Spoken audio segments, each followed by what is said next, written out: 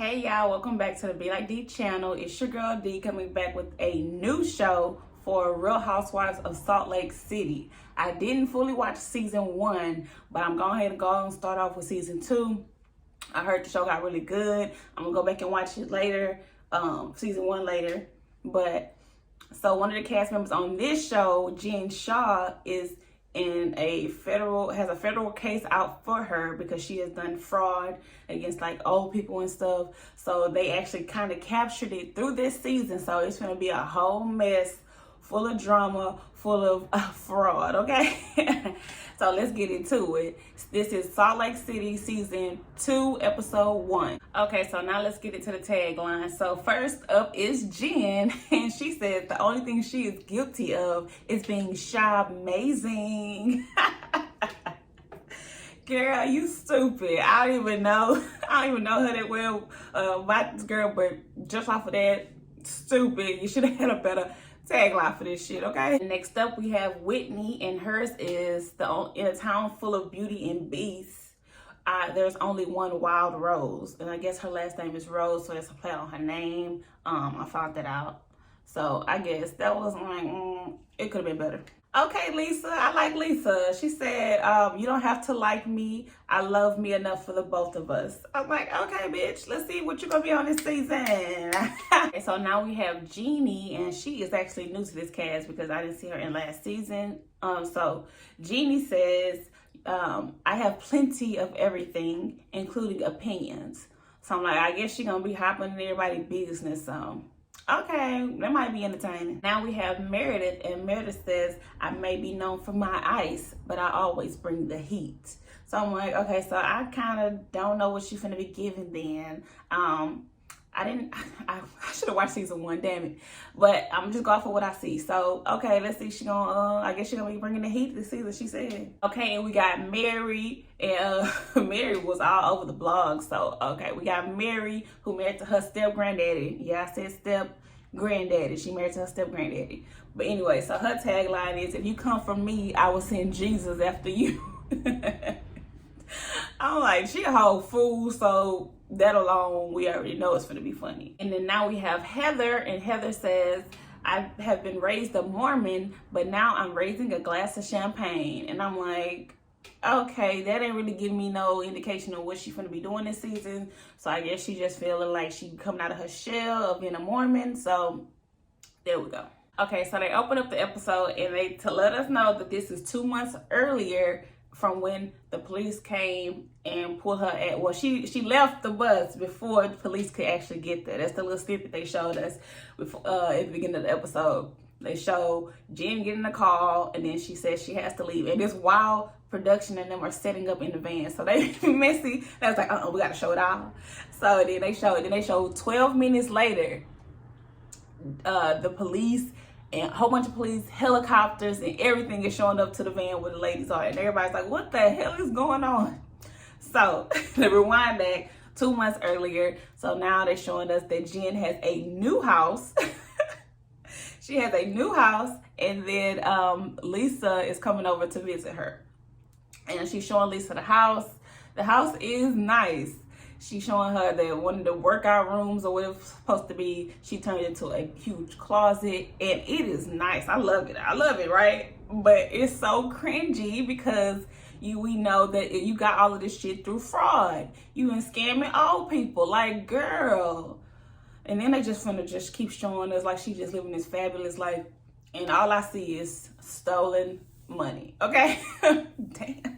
So now Jen is talking to Lisa about what's going on with her. She said the last 6 months of her life has been very hard. And then I'm thinking, did she already know something was going on? But then no, she's saying it was between COVID, and then her and her husband almost got a divorce. And then she said because she kept doing what she was been doing and lashing out at people and all kind of stuff. And they show us all scenes from last season. Apparently Jen was going hard on everybody and throwing fits. So apparently she's the person that throw fits. So okay. So she said her husband had filed for divorce on her ass, and then she was like, no, she needs to fix this. Now they in therapy. They've been together 26 years. I was like, damn. Okay, so y'all been together 26 years, and she like, I ain't letting this man go. We've been together too long. It was too much work to go deal with somebody else. And I'm like, I kind of get it, but at the same time, don't be trying to be stuck in no damn marriage if ain't nobody happy, okay? She's talking about she converted from Mormonism, if that's how you say it, I forgot to say it, from Mormonism, I'm gonna keep saying that, and or to Islam for him, and in both religions it is frowned upon to get a divorce. So she's gonna try to hold this marriage together as hard as she can. And I'm like, ooh, after all this fraud stuff come up, I wonder if he gonna divorce her now. And he said she wasn't acting like herself, but then she said it was because her father had passed and she was dealing with all of that, and she was lashing out trying to get attention from people that she loves. So and now she's trying to say that she wants to move forward with the friend group and be in a better place, and Lisa is saying yes. She doesn't want the relationship between Jen and Meredith, apparently they have beef, to affect her relationship with Lisa. But she said her 10-year relationship with Lisa. I'm like, she holding this to high regard, like as if Meredith is her boss, or like something, like to say, I don't want that to jeopardize our friendship. The way she said it, it was like, you don't want to lose somebody that's essential to you, like somebody that's of use to you, because if it don't involve you, I mean, she should be fine about it, right? But okay. In Lisa's confessional, she also talks about how the relationship that Meredith and Jen have is no different from the conflict that she has with Whitney and Heather. I'm trying to remember their names because I don't know them. Whitney and Heather. So she has problems with Whitney and Heather, and she said they were pulling up lies about her and judging her character. And then they show scenes from last season where they said she was being mean and rude, and she said she's not gonna apologize for how they perceive her. So I'm like, okay, Lisa, if that's what you think, girl. And then Lisa says she's fine with Meredith being friends with Whitney and Heather, but she does feel like there is a bit hypocrisy in it. So I'm like, okay, so I guess they are gonna end up having a little tiff, a little mini argument about it or whatever, because Meredith feel away about her being friends with Jen. And then she's telling Jen, so she's just trying to make peace, or she want to be in the middle. She don't want to be have to take a side and being mad at her though. So don't shoot the messenger. Why Jen say, well, girl, you know I'm here for you. I'll go to jail for you. I haven't gone to jail yet. And I'm like, they eating it up that they kept these pieces in. Like, it is so foreshadowing. It is so crazy. It is funny, y'all. Y'all gotta watch this show just off of knowing that she is in the midst of a trial, okay? All right, so now we go over to Meredith, and now Meredith has a new house, and y'all, they are in Utah, and all you see is snow, mountains. It is so pretty. It's so nice to see something different. Her view is amazing. Nice house. And she and her husband apparently were going through some rocky things last season, but now she says they actually came out on the other side and they're doing better. But I don't know what the husband's job is, because apparently he's only there 50% of the time, and that's actually more than what have ever been. So they're both happy about that. And Heather came over, and she was talking to Heather about that.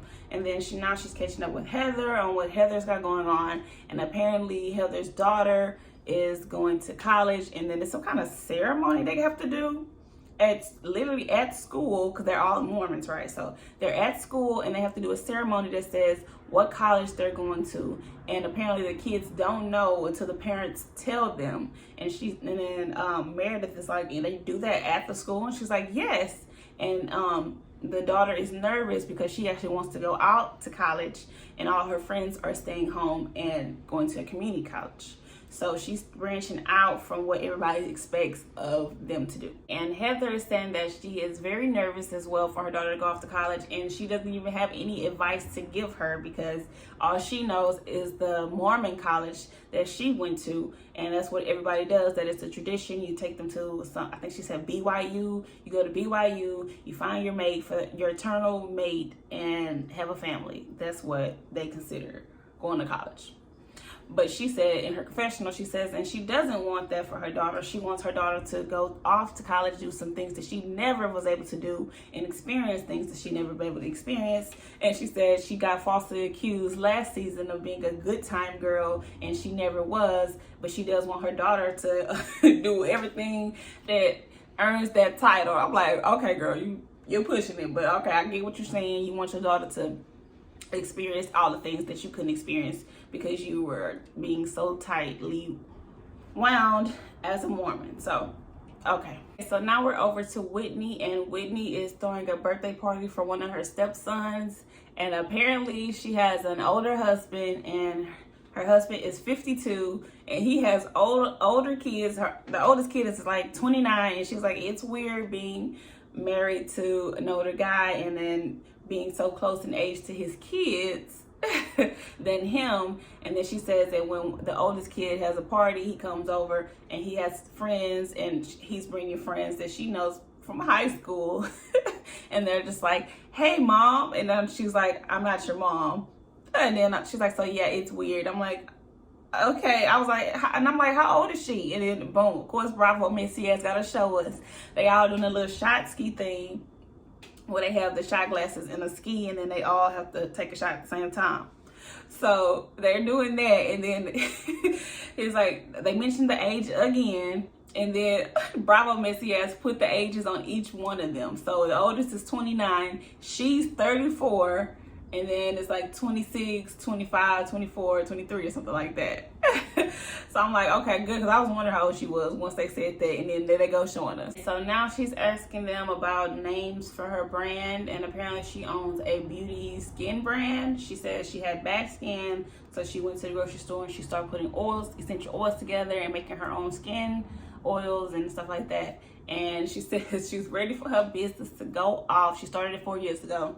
And she said because in the Mormon religion, they're taught that the man is the provider. And she said in her confessional, she said she is tired of that and she wants to make her own money, and she don't want to do, and she starts gesturing doing fellatio. Okay, I'm just saying that, fellatio. And the confessional with the damn water bottle, and then she started laughing. And I'm like, oh Lord, okay, we need, okay, I'm getting the wild card now, okay.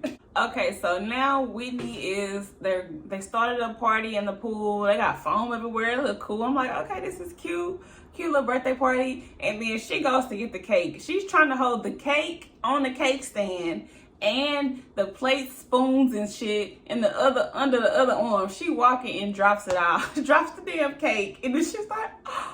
And then the cake lands kind of flat. It is kind of like messed up, but you can still, she still was able to pick it up and put it back on the tray. And I'm like, hold on, bitch, do not feed me nothing that fell on the floor. I don't care if we family. I don't care that you know your house. No, you're not gonna feed me no shit that fell on the floor.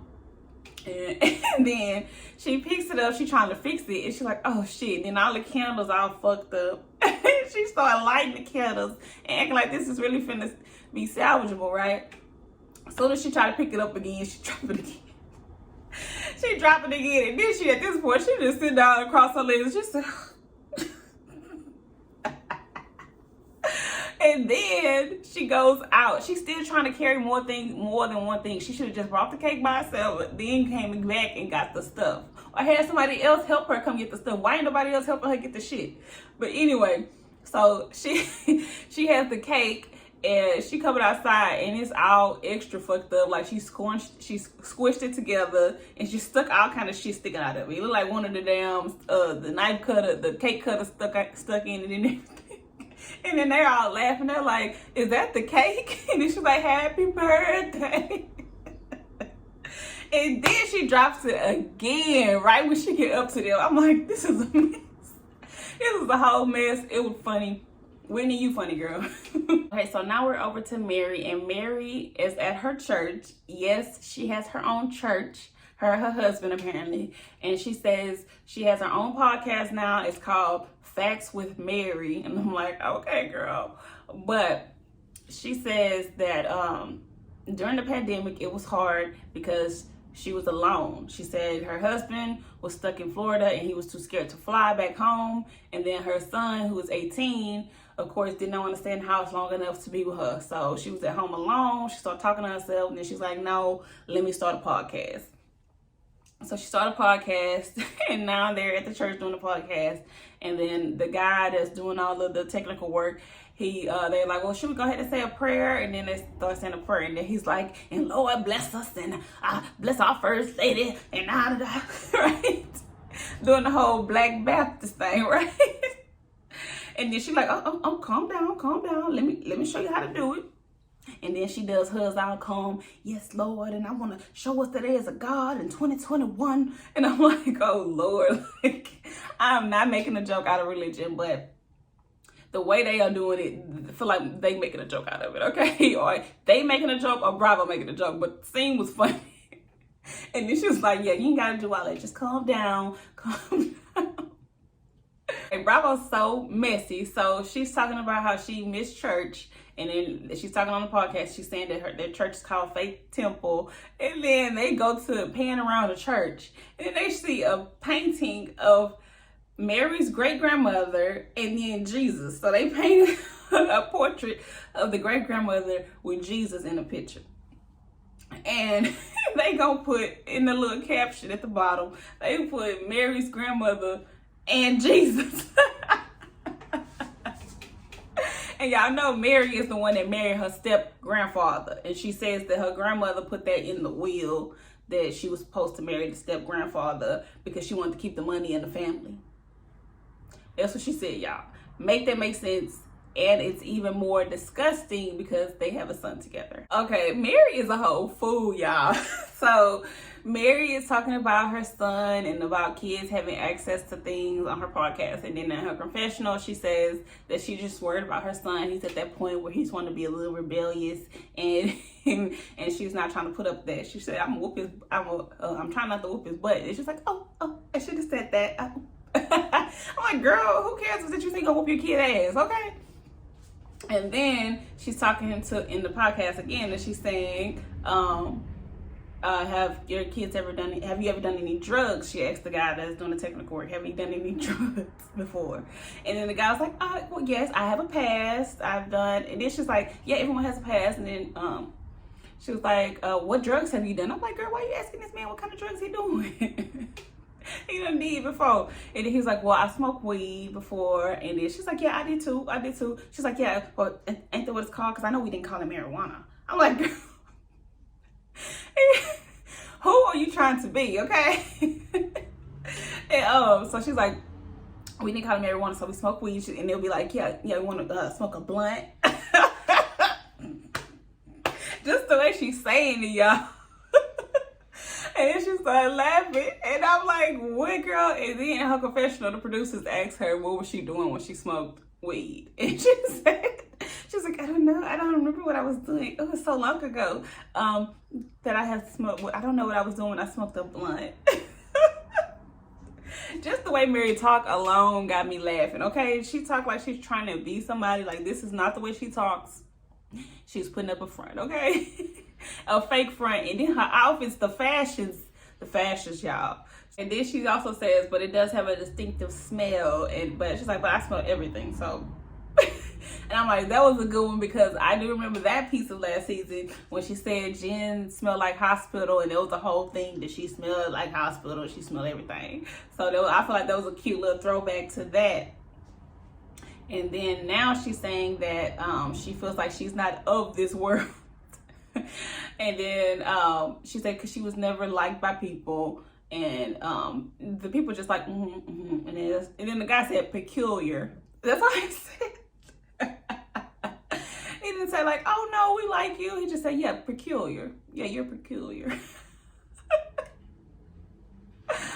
Okay, girl. If that's your little friend over there, don't let him throw shade in your face, girl. Don't let him throw the shade. So then now she's saying that, but when she came to God, she learned her purpose, and then she's driven, and she's a strong person. People ask her why she's so strong, and you can't change her mind. She don't waver on nothing because she has God, and it is what got her through. So I'm like, okay, girl, that's a word, but just, I don't know, the way she says it feels so fake.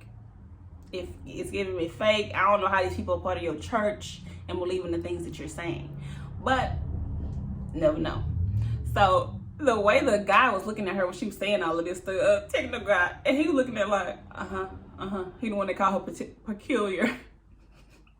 It's like, yeah, he already trusted, he there. And then the other guy just hyping her up. Then she said, and I was born from Jesus. I was born from God. Because she don't trust humans. She said she ain't never had no love like the love she got with God. And then she's here for a reason, a purpose, to teach the gospel. The gospel girl. Okay. Now we're over to Jenny's house. I called her Genie, I think, earlier. Her name is Genie. She's at, Lisa has went over to Jenny's house, and they're saying they basically became friends because their kids are friends, and that's how they became friends. So it was so cute because one of the little girls, one of Jeannie's little girls was like,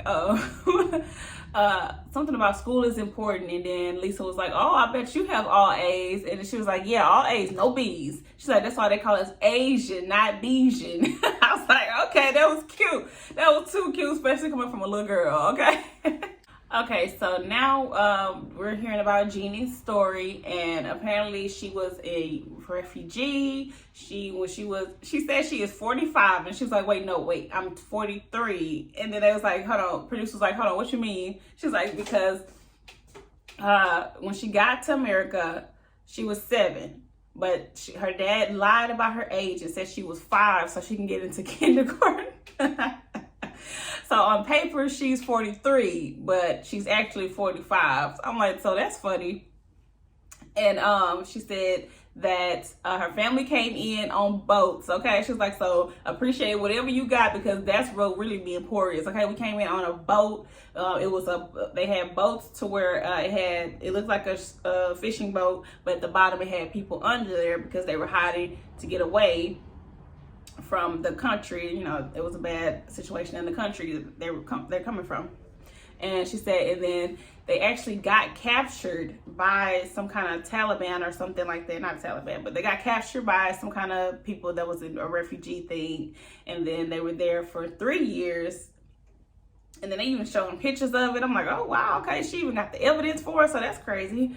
But so she has the pictures for it. And she said that some Christian refugee people, I don't know, rescued them from there, and then they got shipped to California, Long Beach, and that's how she came to America. And she said, of course, since it was a Christian place that rescued them, she converted to being a Christian. But then when she met her husband, he is a strong Catholic man, so she converted to being Catholic. And I'm like, Christian and Catholic is the same thing, ain't it? But okay. But then she says in her confessional, she's like, yeah, so it's a lot of kneeling, getting up, kneeling, singing. So she's like, it's a whole aerobics move. A whole aerobics move when she go to church. I'm like, okay, you funny too. Genie, you is a mess. Okay, so Genie says that her and her husband has been together for 14 years and that he's a chiropractor. And she said that she actually met her husband through her sister-in-law because she was doing wedding photos for her sister-in-law, and she was like, you have to meet my brother, blah, blah, blah. He's single. He lives in Salt Lake City. I'm setting y'all up on a blind date. So then they did the blind date, and she said when she met her husband that she thought he was very attractive from the neck down. I said, oh my goodness, you throwing your husband under the bus? She said from the neck down, but she didn't tell him that. And she was like, I never told him that. But from the neck up, it was like, okay. But from the body down, you got me. But he got me. I was like, oh my goodness, girl. You can't be saying that, especially not on TV. Okay, so now Whitney, Heather, Meredith and Mary are at a lunch, and it's at some cool little place where they're inside like a kind of like an igloo, but it's see-through, and the food looked good. I was like, oh, I'm hungry. But so they're talking about their issues, and Meredith, they noticed that Meredith looks off, and then Meredith says that her father had just passed, and then so now they're talking about whatever they're doing. They said, have anyone talked to Jen or Lisa? And apparently Heather says that she thought that her and Jen were fine, that she acts like they're all good and when they last saw each other. But all of a sudden she's back on Facebook, on Instagram, reposting stuff that's saying that she's racist. And she's saying that is basically trying to say that you're promoting it and saying that I'm racist. But then in my face, she's like, you're the amazing person. I love you, da da da da. But when she's not around her, she's saying something different. And then she says she fills me up with so much friendship juice. And then Mary's like, oh, in her confessional, she said, oh, what is that? Friendship juice? I don't want any of Jen's juice. And she was like, she's like, it's just weird. It's just weird. She's like, why would you want to be friends with somebody that makes you feel bad? At this point, it's a choice. And I'm just like, yeah, that's true. And then Meredith says her issue with Jen is that she's going online and she's liking and reposting comments and tweets about Meredith's son, Brooks, who she's saying homophobic things about her son. And she's like, and her son haven't even came out. He hasn't even said what his preference is, but she's commenting on things that's calling him a twink and all kinds of stuff like that. And I'm like, oh, okay, so that's your problem with Jen. And apparently all of them got problems with Jen because she all online reposting shit about the whole show and about them. So she said that, Heather said that why is she talking about everybody except for Lisa? And then Meredith says, I don't know, it is weird. They wasn't even friends until Vegas. So it's apparently something that happened last season. So apparently they wasn't friends until Vegas, and now all of a sudden they buddy. So then Whitney says, well, how do you think she would feel if Jen came after, and then she named Whitney's kids, and she's like, and then you became friends with Jen, you became her biggest supporter. She's like, I don't know, but of course it upsets me about her still being friends with her, but she can't control that. And she's like, and maybe I feel like Jen needs a friend right now, it just won't be me. And I'm like, what you mean you think she needs a friend right now? Is that in reference to something? Do you know something, girl? Do you know? Were you the one that called? Because that was the main question. That's going to be the question of the season. Who tipped off the police? Even though the police can just find whatever the fuck they want. But I was like, well, how did the police know that we were here? How did they know? I can't wait, y'all. This is going to be good. Now we're at Meredith's house again, and she's finna have a Shabbat dinner in honor of her father, and she's invited Lisa and her family as well to take part of it because they are actually Jewish and they converted to Mormonism. I don't know how to say it. But anyway, so I guess religion is a huge part of the show because they constantly mention it, they constantly reference it and compare different religions. So I guess that's kind of cool. It's a different aspect of what we usually see because people don't really talk about religion other than Christianity. And it's interesting to see other religions and other perspectives. So she says, the way she says, she's just because she's Mormon now doesn't mean that she can't respect other religions. Okay, so now in Lisa's confessional, she's saying that she usually spends a lot of time with Meredith, but ever since she got close with Jen, she hasn't been spending as much time with Meredith, and it's been a shift in their friendship, and she wants to make sure they're on the same page because they've been friends for 10 years. So then Meredith pulls her to the side to talk to her about what happened at lunch with all the girls. And she said, of course, Lisa came up and Heather said that she wanted to apologize to Lisa. And she said, and it was not prompted by her. She just came up and said that. And then Lisa said, well, that's good because I'm tired of the character assassinations and I don't want to be accused of doing things that I have not done.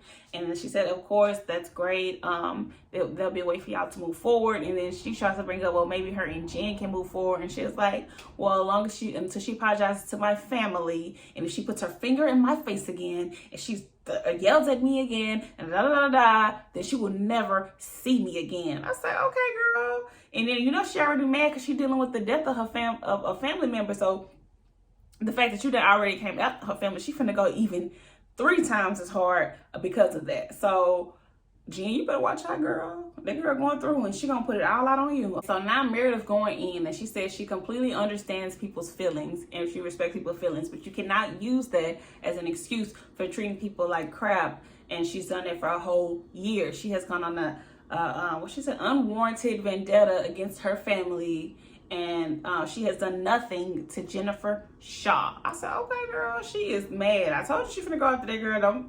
She on the edge, girl. Better leave her alone, okay? Not the time, not the topic, okay? Meredith's still going off, and then now Lisa's trying to reel her in. She's like, well, do you want me to have that conversation with Heather then? And she's like, it's not the same. It's not the same. And she's like, you can't tell. Then Lisa's like, you can't tell me it's not the same because I feel that way. You can't say that my feelings aren't important and that it's not the same as yours, and that's not fair. So we can't say that. We can't do that. And then in Meredith's confessional, she says that Lisa keeps trying to equate her and Heather are going through the same thing as Jen and her, and she said it's not the same because Jen has been saying, you know, slanderous things about her family and her business and stuff like that for over 2 years almost now. So now, and she said, but the only problem that Lisa and Heather have is that they're arguing about if they knew each other or not in college. I said, that's their whole argument. I thought it went past that because I kind of remember that from season 1, but they still talk about that. Oh, girl.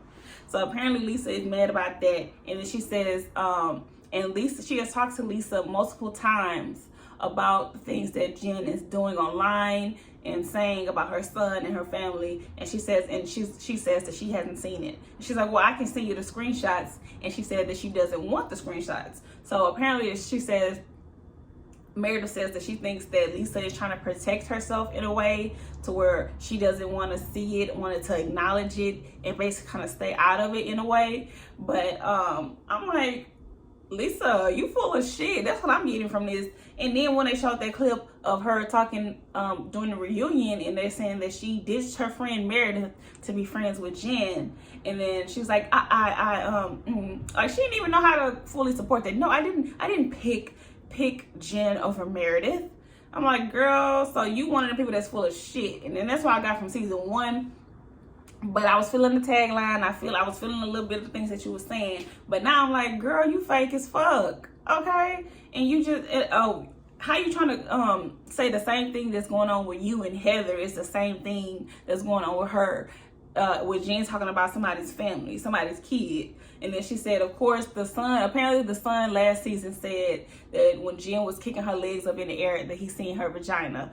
And then I guess that offended Jen, of course, and then now she's all mad. And I'm like, girl, don't go after no damn kid, though. How old is this damn son? I don't even know how old the son is, but don't go after the son. Just say, I didn't think that was respectful. Of course, you know you're not supposed to say some shit about somebody's kid, and that's going to definitely set them off. So, Jen, bye. Lisa, bye. Okay, so the episode ends with them finally squashing their little argument for now, and they do their little Shabbat dinner speech for the father.